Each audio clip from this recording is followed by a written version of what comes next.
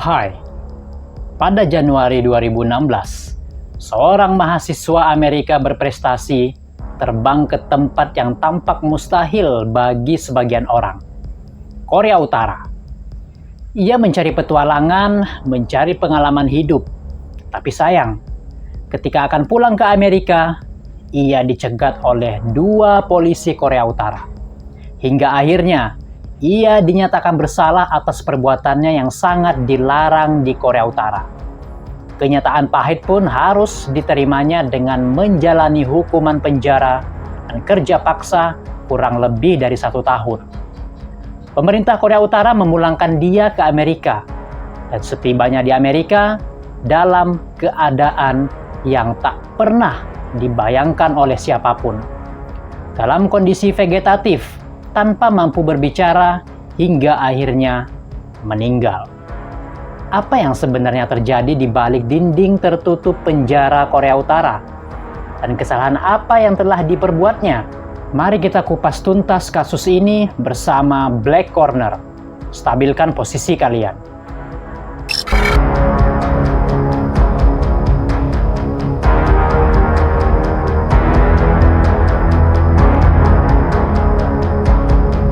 Ini adalah salah satu misteri paling mencekam dalam hubungan Amerika dan Korea Utara.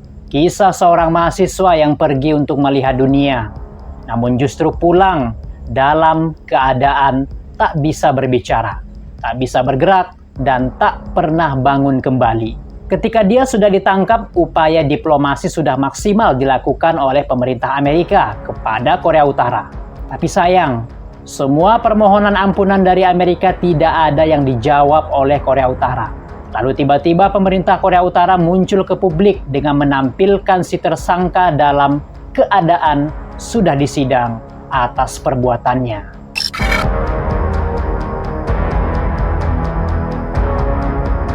Otto Fredrik Warmbier, 21 tahun, mahasiswa ekonomi di University of Virginia. Pintar, aktif, penuh rasa ingin tahu dan ambisi besar. Ia anak tertua dari 3 bersaudara. Ia selalu ingin menjadi seseorang yang membuat perubahan. Ketika masuk ke kampus, ia memilih jurusan ekonomi. Ia dikenal sebagai mahasiswa yang rajin, sangat logis, dan kritis terhadap isu-isu global. Menurut salah satu temannya, Otto Fredrik Warmbier tipe orang yang selalu haus pengalaman baru. Dia ingin melihat dunia, bahkan bagian dunia yang jarang ingin dilihat orang lain. Di kampus ia bukan hanya berprestasi, ia sosial, banyak teman, banyak proyek. Hidupnya terencana rapi. Bahkan menurut salah satu dosennya, Otto bukan tipe mahasiswa asal-asalan. Kalau dia melakukan sesuatu, pasti penuh perhitungan. Sebuah keingintahuan tentang negara-negara tertutup mulai tumbuh dalam dirinya. Ia membaca banyak tentang sejarah Asia Timur, terutama Korea Utara, negara yang sulit dipahami oleh dunia luar. Otto bukanlah tipikal petualang ekstrim, namun ia tertarik pada sesuatu yang jarang dijelajahi, yaitu kehidupan di salah satu negara paling tertutup di dunia.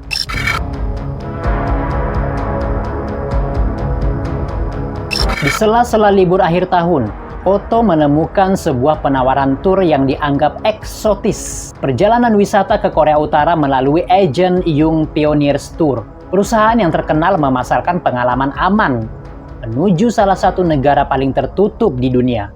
Iklan mereka sangat menggoda. Mereka menampilkan Pyongyang sebagai kota yang futuristik, damai dan teratur. Semua terlihat nyaman, terkontrol, dan pastinya aman. Tapi kenyataan di balik kamera jauh lebih rumit.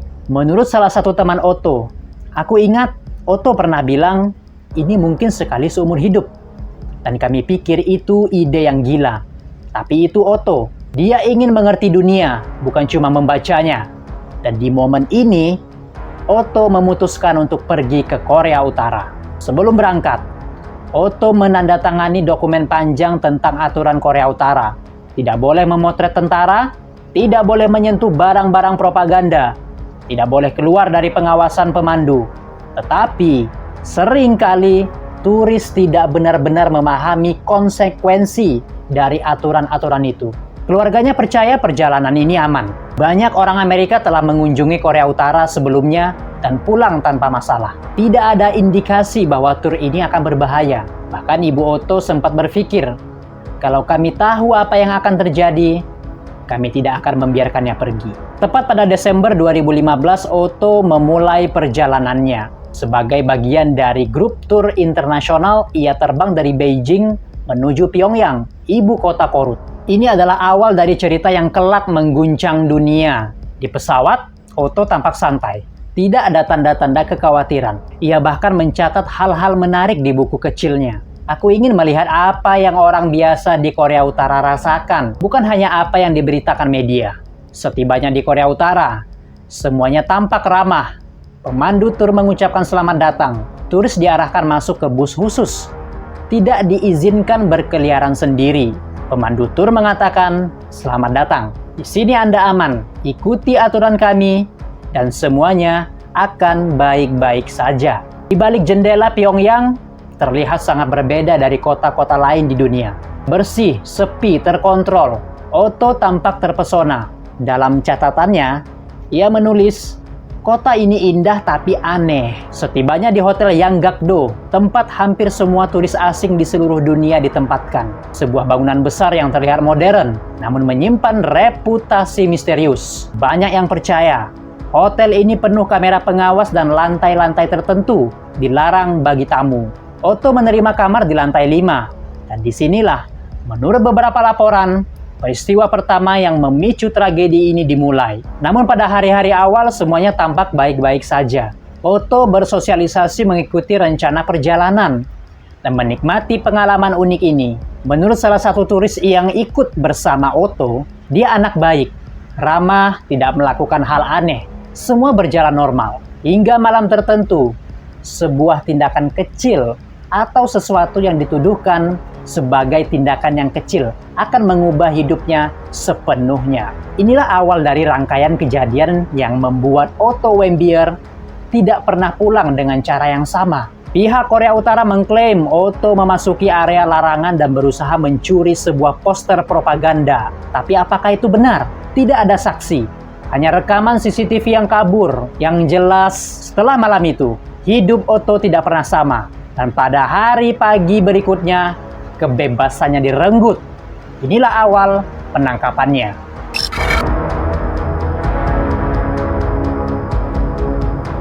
Pagi itu, Otto bangun lebih cepat dari biasanya. Ia tampak lelah, namun tetap mengikuti jadwal tur seperti biasa. Tidak ada yang berbeda. Tidak ada tanda-tanda bahwa sesuatu telah terjadi malam sebelumnya. Menurut turis yang lain, dia terlihat sedikit pendiam di hari itu. Tapi kami pikir dia hanya kurang tidur. Tidak ada yang tahu bahwa pada saat itu, pihak keamanan Korea Utara sudah menyimpan sesuatu. Pemandu tur memberikan instruksi kepada semua turis. Semua sudah lengkap? Kita lanjut ke lokasi berikutnya. Tidak ada yang memperhatikan. Dua pria dengan seragam sipil membuntuti dari jauh sambil mencatat sesuatu di buku kecil. Otto kembali melanjutkan perjalanannya sembari mencatat hal-hal menarik di dalam buku catatannya, seperti keteraturan jalan, kosongnya perumahan, wajah-wajah yang tak pernah tersenyum lepas. Menurut Otto, keheningan kota ini terasa seperti suara yang hilang. Tur pun berlanjut seperti biasa. Namun beberapa jam kemudian, pemandu tur menerima pesan singkat melalui ponselnya. Pemandu mendadak terdiam, pandangan matanya berubah. Dalam sistem Korea Utara, pemandu bukan hanya pemandu, mereka juga perpanjangan tangan negara. Ketika ada turis yang dianggap melanggar aturan, mereka yang pertama diberi peringatan. Pemandu tur memotret Otto dengan ponselnya lalu mengirimkan foto tersebut kepada pengirim pesan dan sambil bertanya, apakah benar dia orangnya? Pesan tersebut dibalas dengan cepat. Benar, perintah sudah dikeluarkan. Saat itu Otto tetap bersikap normal. Sementara bayangan intel mengikuti dari belakang. Turis lain mengatakan sejujurnya kami sama sekali tidak melihat apapun yang janggal. Selama makan siang, pemandu terlihat sering melirik Otto. Ia menerima telepon lain, mengangguk pelan, seolah-olah mendapat instruksi baru. Setelah rangkaian tur selesai, rombongan dibawa kembali ke Hotel Yanggakdo. Disinilah momen terakhir Otto sebagai turis bebas tercatat. Malam itu, Rombongan mulai bersiap untuk pulang ke Beijing. Otto tampak bersemangat. Ia bahkan bercanda kecil dengan salah satu turis lain. Tetapi di balik layar, otoritas Korea Utara mengaku memiliki rekaman CCTV yang menunjukkan Otto mencuri poster propaganda. Rekaman ini menjadi dasar penangkapannya. Tetapi keaslian rekaman tersebut masih dipertanyakan. Dalam rekaman yang dirilis pemerintah, wajah pelaku tidak terlihat jelas. Tubuhnya hanya mirip Otto, tetapi tidak ada kepastian. Gerakannya kaku, kamera seolah-olah sengaja tidak fokus. Ada banyak inkonsistensi dan kejanggalan teknis yang sulit dijelaskan. Keesokan paginya rombongan menuju Bandara Pyongyang. Otto terlihat lelah, tapi tetap santai. Ia tidak menunjukkan kecemasan. Mungkin karena ia tidak tahu apa yang menantinya. Setibanya di terminal keberangkatan, pemandu memberikan briefing singkat tentang proses check-in. Pemandu memberikan instruksi, semua tetap bersama-sama, jangan tinggalkan rombongan. Otto menyerahkan paspornya. Petugas memeriksanya dengan waktu lebih lama dari yang lain, bahkan sangat lama. Otto memberanikan diri untuk bertanya, "Is there a problem?" Apakah ada problem? Petugas menatapnya tanpa senyum, lalu memberi isyarat kedua orang pria berseragam sipil di belakangnya. Dan inilah momen ketika semuanya berubah. Petugas bandara mengatakan, "Tuan Otto Warmbier, ikut kami sebentar." Turis yang lain yang satu rombongan dengan Otto berkata pelan, "Kami kira itu hanya pemeriksaan acak. Kami bahkan tidak khawatir." Namun di Korea Utara sebentar bisa berarti hilang selamanya. Tidak ada yang diizinkan mengikuti, tidak ada penjelasan. Pemandu tur bilang ini hanya pemeriksaan, tapi dia sendiri terlihat panik dan wajahnya pun memucat. Pemandu tur menerima telepon. Petugas bandara mendatangi pemandu tur dan rombongan Otto lalu mengatakan, "Otto Warmbier tidak akan ikut dalam penerbangan ini. Dia telah melakukan kejahatan yang serius terhadap negara kami." Kata-kata itu menghantam seluruh rombongan. Sejak saat itu, tidak ada lagi yang melihat Otto. Tidak ada kontak, tidak ada kabar. Rombongan Otto saat itu hanya pasrah dan berkata, "Kami tidak tahu harus berbuat apa.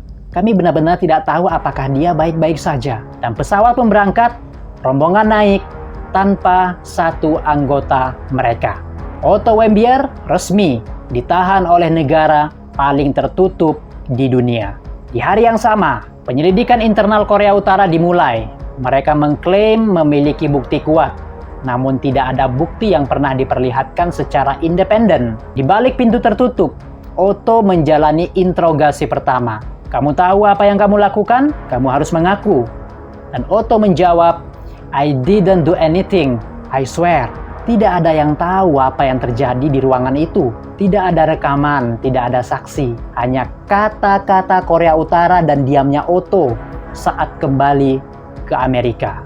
Rangkaian interogasi semakin dalam dan tak lama kemudian Otto Warmbier dihadapkan ke pengadilan Korea Utara.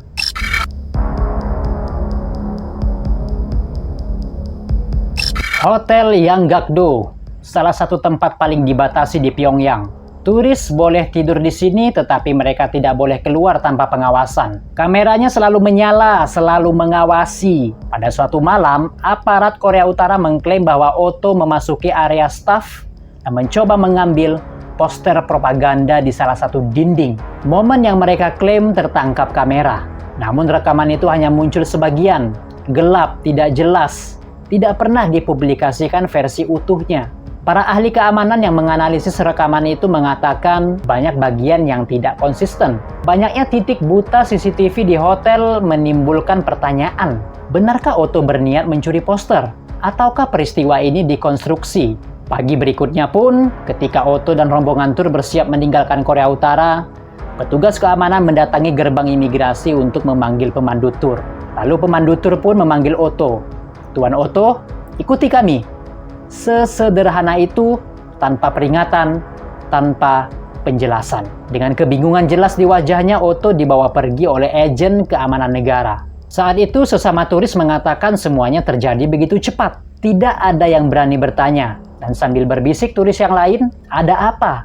Apa yang dia lakukan? Kenapa dia dibawa pergi begitu saja? Ini gila." Pemandu tur pun saat itu hanya terdiam sambil menggelengkan kepala. Sambil berkata, "Tidak ada yang perlu dikhawatirkan. Lanjutkan perjalanan kita," ucap pemandu tur yang wajahnya semakin memucat. Otto kemudian dibawa ke tempat yang tak pernah dikonfirmasi secara resmi, ruang interogasi, Departemen Keamanan Negara. Disinilah segalanya berubah. Menurut analisis pakar yang mempelajari pola interogasi Korea Utara, tahanan kerap dihadapkan pada tekanan fisik dan psikologis intens. Tidak ada akses pengacara, tidak ada hak diam, tidak ada transparansi. Kita tidak tahu apa yang terjadi selama jam-jam awal itu. Tidak ada catatan, tidak ada saksi, tidak ada rekaman yang dapat diverifikasi. Dan di titik inilah skenario penyiksaan mulai mencuat.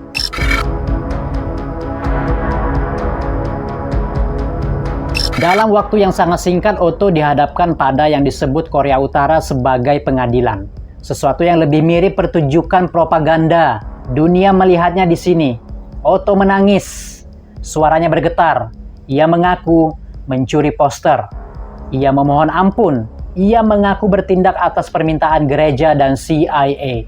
Pernyataan-pernyataan yang menurut Amerika tidak masuk akal dan kemungkinan besar terlalu dipaksakan. Para analis hubungan internasional melihat sidang ini bukan tentang poster.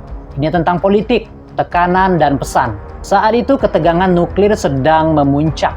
Korea Utara kerap menggunakan warga asing sebagai alat negosiasi atau tawar-menawar diplomatik. Setelah sidang, Otto menghilang dari mata publik. Ia dibawa ke lokasi yang tidak pernah diungkap. Dalam catatan resmi, Otto dijatuhi hukuman 15 tahun penjara kerja paksa. Namun hanya beberapa bulan kemudian, kabar itu berhenti. Tidak ada update, tidak ada kunjungan, tidak ada konfirmasi kesehatan. Seolah-olah ia lenyap di dalam sistem penjara paling tertutup di dunia. Organisasi HAM mengungkapkan laporan tentang kondisi penjara Korea Utara, seperti kerja paksa, penyiksaan, sel isolasi gelap, interogasi berhari-hari tanpa tidur. Kemungkinan besar, Otto mengalami hal yang sama. Kita tidak tahu pasti, tapi banyak yang percaya Otto mengalami kekerasan fisik atau kondisi ekstrim.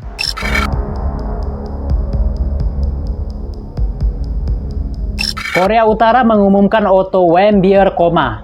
Pemerintah Amerika terkejut. Tidak ada peringatan, tidak ada detail. Hanya satu kalimat yang terdengar tidak masuk akal, yaitu Otto koma karena botulisme. Amerika segera mengirim delegasi diplomatik dan tim medis ke Pyongyang. Tujuannya satu, membawa pulang Otto, hidup atau mati. Keluarga Otto tidak diberi kesempatan menyusul. Mereka hanya diberi kabar bahwa Otto akan diterbangkan langsung ke Amerika. Ketika tim medis Amerika tiba di rumah sakit Korea Utara, mereka melihat kondisi Otto untuk pertama kalinya. Dan apa yang mereka lihat sungguh sangat mengerikan. Otto tidak merespon, tidak membuka mata, tidak memberikan tanda bahwa ia memahami dunia di sekelilingnya. Menurut laporan, ia hanya mengeluarkan suara erangan yang tidak dapat dimengerti. Dokter mencatat tidak ada tanda-tanda bukti cedera fisik eksternal, namun kerusakan otak luas dan permanen. Masih koma, Otto diterbangkan pulang. Ini adalah momen diplomatik langka. Korea Utara nyaris tidak pernah memulangkan tahanan dalam kondisi seperti ini. Keluarga Otto menanti. Mereka bersiap melihat anak mereka untuk pertama kalinya setelah lebih dari 1 tahun.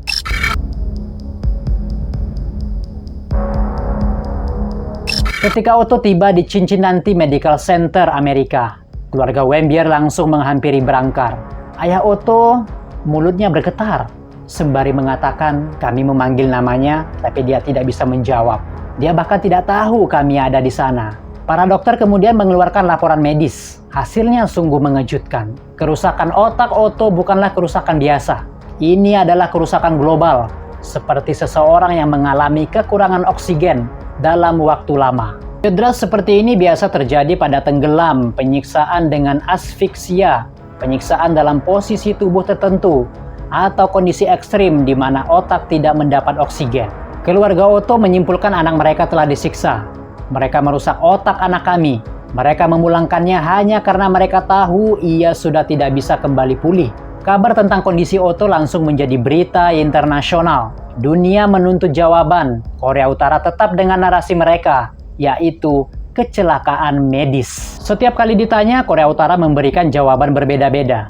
Ada yang menyebut botulisme, ada yang menyebut kecelakaan tidur, ada pula klaim bahwa Otto menelan pil tidur terlalu banyak. Tidak ada satupun yang konsisten. Tim medis Amerika menyimpulkan bahwa Otto sudah koma, bahkan sebelum mereka tiba di Pyongyang. Lalu muncul pertanyaan besar, sejak kapan dan mengapa? Jika Otto mengalami cedera otak yang begitu parah, sangat mungkin itu terjadi jauh sebelum pemulangan diumumkan. Apakah Korea Utara sengaja menahan informasi itu sampai tidak ada harapan baginya untuk kembali pulih? Setelah 17 bulan hilang dalam sistem penjara tertutup, Otto kembali ke tanah airnya dalam keadaan tidak lagi seperti manusia yang sama.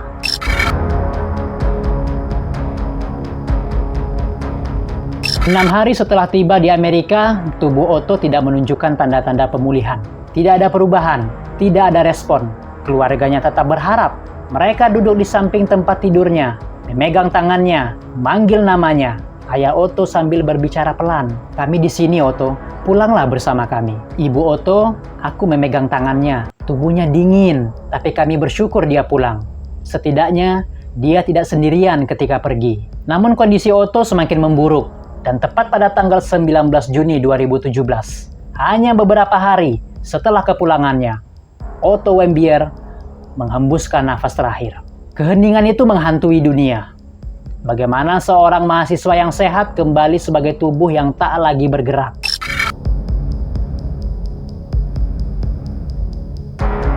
Dalam hitungan jam, berita kematiannya mendominasi media global. Amerika marah. Media internasional mengecam Korea Utara. Juru bicara Amerika mengatakan Korea Utara bertanggung jawab atas tragedi ini. Otto diperlakukan dengan kejam dan tidak manusiawi. Ini tragedi dengan kekejaman yang tak pernah terbayangkan. Dokter yang menangani Otto kemudian memberikan klarifikasi publik yang pada akhirnya memperkeruh keadaan. Kami tidak menemukan bukti botulisme, tidak ada tanda infeksi bakteri. Yang ada hanyalah cedera otak akibat kekurangan oksigen yang sangat parah. Kata-kata menyiksa mulai bergema di mana-mana. Cedera anoksik global seperti itu jarang terjadi tanpa kekerasan fisik, paksaan posisi, atau kejadian ekstrim lainnya. Ayah Otto muncul ke publik dan mengatakan Korea Utara menyiksa anak kami. Mereka mengirimkannya pulang hanya ketika mereka tahu ia tidak dapat diselamatkan. Kata-kata ini mengguncang komunitas internasional. Korea Utara punya riwayat menahan warga asing sebagai alat tekanan diplomatik. Tetapi kasus Otto ini melewati garis kemanusiaan. Kongres Amerika mengeluarkan resolusi mengecam Korea Utara. Sanksi-sanksi baru mulai dirancang. Warga di berbagai negara melakukan aksi solidaritas. Foto Otto diangkat tinggi. Tangis keluarga Warmbier mengisi layar-layar berita dunia. Namun ada hal aneh di sini. Otto tidak menunjukkan tanda penyiksaan eksternal.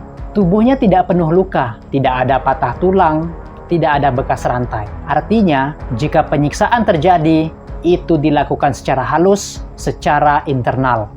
Melalui metode yang tidak meninggalkan jejak, tetapi menghancurkan otak. Sejumlah mantan tahanan politik Korea Utara memberikan kesaksian. Dan untuk pertama kalinya, dunia punya gambaran tentang apa yang mungkin terjadi. Di sana, hukuman bisa tidak terlihat. Mereka membiarkan kamu berdiri berjam-jam, tidak diberi makanan, suhu ekstrim, tidur sangat sedikit, sampai tubuhmu menyerah. Jenis-jenis penyiksaan psikologis dan lingkungan ekstrim seperti itu bisa menyebabkan kerusakan otak tanpa perlu memukul. Dan ini membuka teori baru. Otto mungkin mengalami hipoksia atau kekurangan oksigen karena kondisi tertentu. Korea Utara sangat sensitif terhadap citra mereka. Jika ada kelalaian di penjara, mereka tidak akan mengaku. Jika ada kekerasan, mereka tidak akan membiarkan dunia tahu. Korea Utara menolak keras semua tuduhan yang dilemparkan. Dunia berada dalam kebingungan, tidak ada bukti pasti yang bisa menjawab. Tapi satu fakta yang sudah tak terbantahkan. Otto Warmbier memasuki Korea Utara sebagai mahasiswa yang sehat dan pulang sebagai seorang pemuda yang nyawanya sudah tidak bisa diselamatkan. Keluarga Otto kemudian memutuskan untuk tidak melakukan autopsi. Mereka ingin menjaga kondisi Otto apa adanya. Ibu Otto mengatakan, kami ingin menghormati tubuhnya. Cukup sudah penderitaannya. Pemakaman Otto dipenuhi ribuan orang, teman, kerabat, dan masyarakat umum. Nama Otto Warmbier kini bukan sekedar nama. Ia menjadi simbol. Simbol tragedi, simbol penyiksaan, dan simbol ketegangan global antara Amerika dan Korea Utara. Setelah kepergian Otto, hubungan kedua negara memburuk drastis. Dan kasus Otto Warmbier bukan sekedar tragedi pribadi, tetapi peringatan bagi dunia tentang bahayanya negara yang tidak transparan dan negara yang tertutup.